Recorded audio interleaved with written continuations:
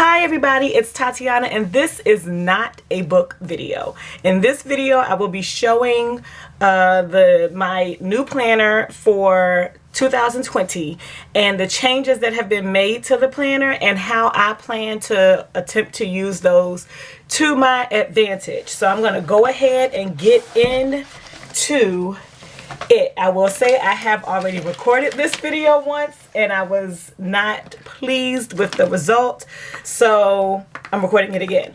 This I did not put back. This is the ruler that comes with the planner for 2020. I really like this ruler. Hopefully it lasts better than the ruler for 2019, which this is what happened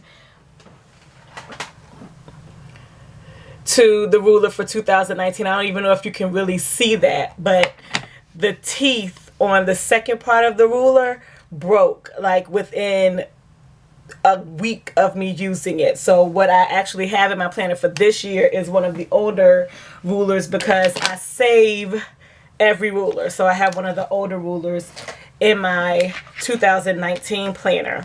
But yeah, this is my planner, and then this is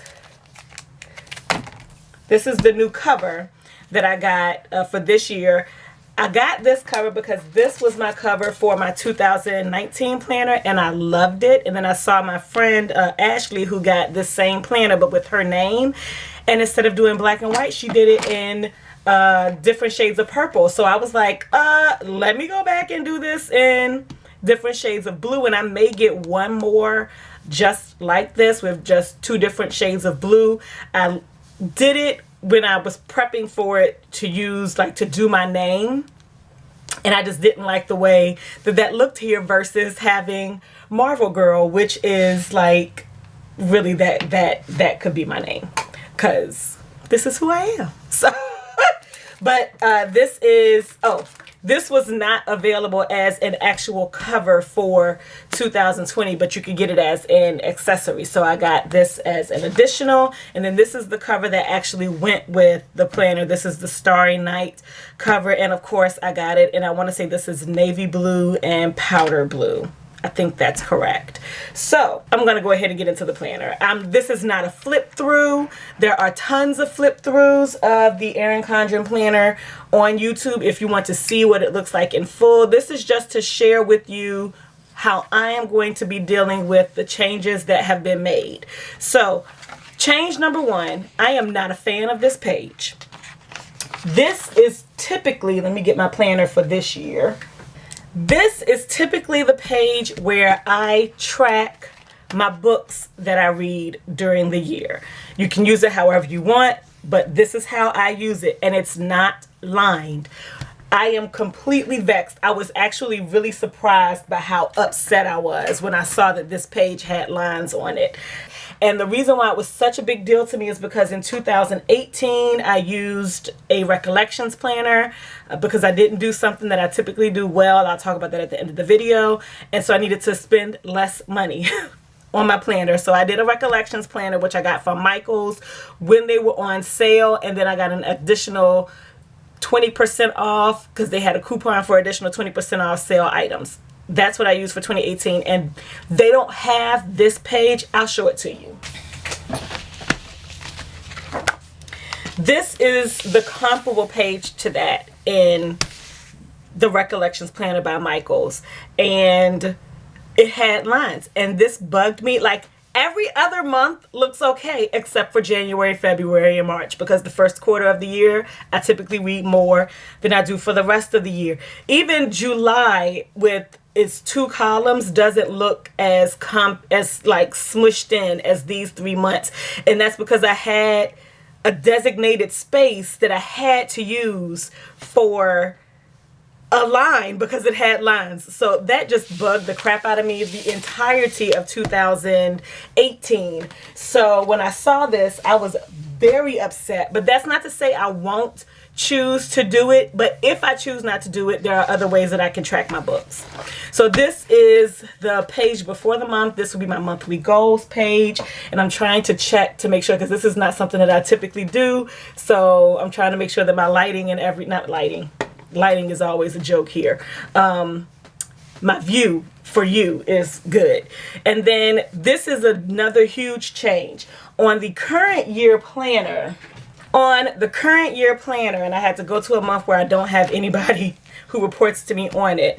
When you get to that month, the tab for the month is actually on the monthly page. So this takes away some of where you can write, because you can't write on the plastic for this tab. They've done away with that for this planner. You have an actual page before, 2 pages before you get to the monthly spread. Now, there is a difference between the 2 pages in the neutral, which is what I have, versus the colorful. In the neutral, this page is a dot grid page. In the colorful, this is lined, but my goal for this page is to use this as like a running shopping list. I am a huge lister, and unfortunately, I have 15 probably different shopping lists all over this house, and I always end up leaving the house without a single solitary one unless I put it in my phone. But then at the same time, because I work at home and this is with me all day, I don't have anywhere in my current planner where I'm writing out the things that pop into my head when I say, oh, I need to get that, I need to get that. So this is what this page will be for, so that I can reference it each month when I am making my shopping list weekly, and then I can check off what I get and transfer to the following month what wasn't purchased over here, and then add to it that way. That's the plan for this, to hopefully reduce some of my lists. Whether or not that will be the actual result is yet to be seen. Now for this page, which is the monthly cover page, I'm not quite sure how I'm going to use this, because I was so vexed by this page. Part of me said, well, I could just use my book bullet journal and actually use it as a bullet journal. And then the other part said, well, you don't track birthdays this way, so you can just put your books read in this section per month and find something else to do with this page. I don't know if that's going to happen for monthly goals, because I use this page for my monthly goals at the beginning of each month. I'm going to list out my YouTube videos. This may be a mantra box, and then this may be a habit box. I am a multi-planner person, so I don't just plan or track one thing personally in here or in my Erin Condren. I have other planners that I use as well, or other journals that I use for that. But yeah, that's the possibility for these 2 pages. And then getting to the end of the planner, where you have all of these wonderful notes pages. I don't know, I may shift these over, but I've just haphazardly put some Post-its on what the possibilities for these pages could be. So I want to track my Amazon orders as well as my Etsy and Shopify orders. In my 2019 planner, I have these on 1 page, and it's already full. So I may actually only put my Amazon orders on here that are not books, because I do buy books on my Kindle and in print. So I may just do Amazon orders that are not books on that page, and then Etsy and Shopify orders. The movies that I watch during the year, and that's in theater, as well as Netflix, Hulu, Amazon Prime. Gift ideas for family members, which is always good to have a running list of, because I suck at buying gifts. And then I don't know what I'm going to do with these. I like to tape. I just started doing that this year, and it's funny because my movie watching this year has been significantly lower than any other year, but tape the actual tickets for the movies that I go see in the theater on this page here. And then for this page, the contacts page, I didn't use that in my 2019 planner, and I'm thinking what I may do is use this for addresses for my planner friends, my bookish, like, online friends whose addresses I have, so that when I want to send out cards, because every year I say I want to do Christmas cards, birthday cards for people whose birthdays I know, and I never do it. So this would help me get to that. And then this is the future 2021. That's the future log for what's coming in the year. And then you have stickers in the back and folders.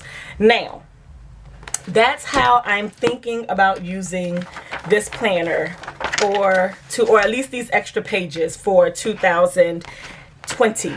I will not be doing, I have been asked before, I will never do a flip through of my planner because I have things for work and people who directly report to me, and I keep track of some of their things, their schedules in my planner, and that's a violation of the Privacy Act for the states. So I will never show a flip through of my planner because of that. This is the closest that you're going to get, but I do have other things that I use, and I'm saying that like I'm going to share them with you all, and that probably won't happen either.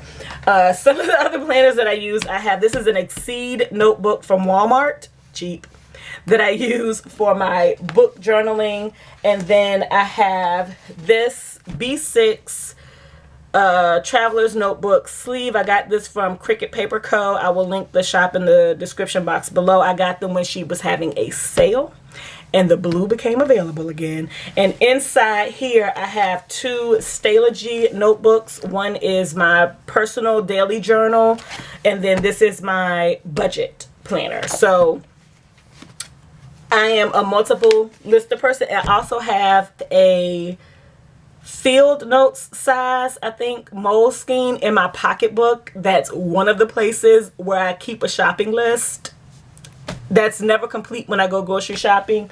This is, I use different systems, and some of them are repeat planning. Like I track my books in here, but I also track them in my planner. Now, having said all of that, I don't want you all to go and like look at, I don't get anything for sharing this with you all from Erin Condren. I'm not sponsored. They don't know who the hell I am. But I do want to say I do not spend, because this is not a cheap planner. This planner by itself with the personalization is $55. I do not spend my money on this planner. I have an Ibotta account. If you don't know what Ibotta is, it is like Ebates or Rakuten as it's called now, for grocery shopping. And they do have some online rebates now too, to attempt to compete with the changes in Ebates and everything. And so I will go between the two of them for online shopping to see who has the better percentage of cash back. But I primarily use Ibotta for grocery shopping, and it gives you rebates when you go grocery shopping, and that puts money into my Ibotta account that I can move to my PayPal, and I use that money to purchase my planner. So my goal every year is to at least have $65 so that I can get my planner and pay for shipping. That's like legit, literally the main goal for my Ibotta account. Sometimes I do well over that. I think 2017 I did so good I was able to buy my planner and get a ton of books from Book Outlet and get some sticker kits with the money from Etsy shops with the money that I had piled up in Ibotta. So I will put my referral link for Ibotta in the description box below. That is not sponsored, but I do get something for that on my account if you sign up, and once you do your first rebate. I would get $5 for your first rebate, and then you would get $10 for your first rebate from going from a referral link.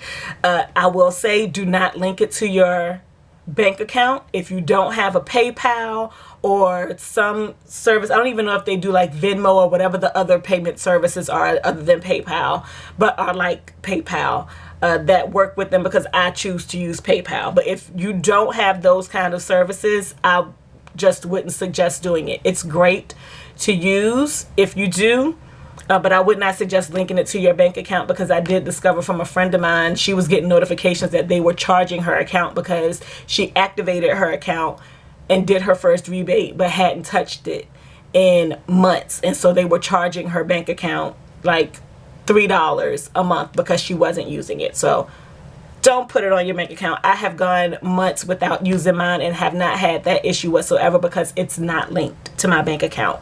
But that's everything that I have for this video. I wanted to save my talking for the end of the video because, you know, a lot of times people start these videos and they just run their mouth for the first 10-15 minutes, and that's not what I wanted this video to be. So that's all that I have. If you have any questions, let me know in the comment box below. If you've never used an Erin Condren planner, I will also link a couple of the channels I follow who are planner influencers for it. That's not the right word, but for Erin Condren, and they have referral links in their videos so that if you want to use Erin Condren and put your money towards it, however you choose to do that, you can get, I think it's $10 off your first planner purchase. So I will put a couple of those channels in the description box below so you can go to their channels to get their referral links. And yeah, that's all that I have. If you have any questions, talk to me in the comments below, and thank you all for watching. I will catch you in the next video, which will be a book video. Peace out.